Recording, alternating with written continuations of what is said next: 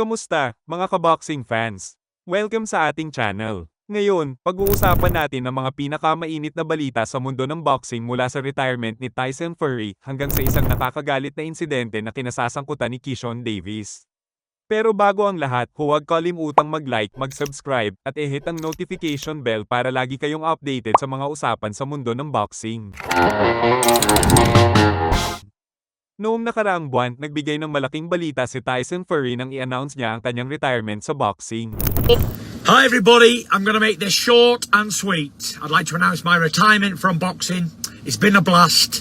I've loved every single minute of it, and I'm going to end with this. Dick Turpin wore a mask. God bless everybody. See you on the other side. Get up! Sa kanyang mensahe, sinabi niya na, "Hi everybody, I'll make this short and sweet.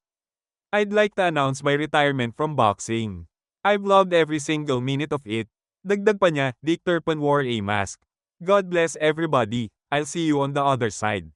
Pero para kay Alexander Usyk, parang hindi siya naniniwala na magre-retire na talaga si Fury. Ayon sa ating heavyweight champion, "I don't think about it but I think it is not true." Sa tingin ni Usyk, kapag nagpahinga at nag-relax na si Fury, posibleng bumalik ito sa ring. Sabi pa niya, "Once Tyson has relaxed and rested, maybe Tyson will be back."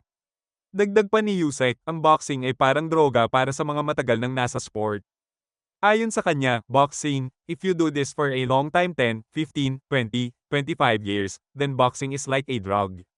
If you don't go to training one day, then you feel dead. For me, at least.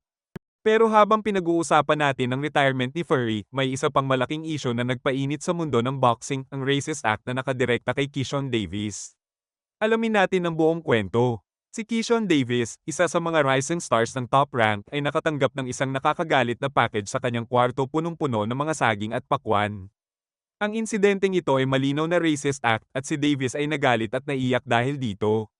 Inakusahan niya ang kanyang kalaban na si Denis Berinchyk. Ngunit itinanggi ito ng Ukrainian boxer at ang kanyang team. Agad namang kumilos ang Top Rank, ang promoter ni Davis, at naglabas ng pahayag na kinokondena ang insidente. Ayon sa kanila, Top Rank is appalled and disgusted by the actions of individuals that delivered the package to Keyshawn Davis. These actions are contrary to the foundation of Top Rank. There is no place for this in sports or society. Keyshawn has our full support. Pero hindi lahat ay sumuporta kay Davis. Si Teofimo Lopez, ang reigning junior welterweight champion, ay gumawa ng isang nakakainsultong video bilang reaksyon sa insidente.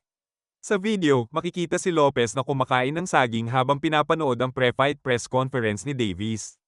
Nagtawanan pa siya at sinabing siya raw ang nagpadala ng package.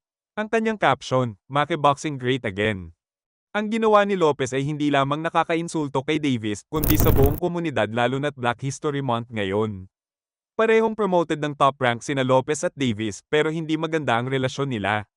Sa ngayon, wala pang plano para magharap ang dalawa sa ring, pero siguradong magiging mainit ang laban kung sakali. Si Keyshawn Davis, isang Olympic silver medalist, ay haharap kay Denis Berinchyk sa kanyang first major title fight sa lightweight division. Samantala, si Lopez naman ay magde-defend ng kanyang junior welterweight title sa isang Ring Magazine promoted card sa Hunyo o Hulyo. Parehong may malalaking laban ang dalawa, pero ang tanong, magkikita kaya sila sa ring balang araw? Kung nagustuhan niyo ang video na ito, huwag kalimutang mag-like, mag-comment, at mag-subscribe sa ating channel para sa mas maraming boxing updates. At huwag kayong mag-alala, susubaybayan natin ang lahat ng latest news tungkol kay Tyson Fury, Alexander Usyk, Keyshawn Davis, at Teofimo Lopez. Salamat sa panunood, mga kaboxing. Ingat palagi, at hanggang sa susunod na video.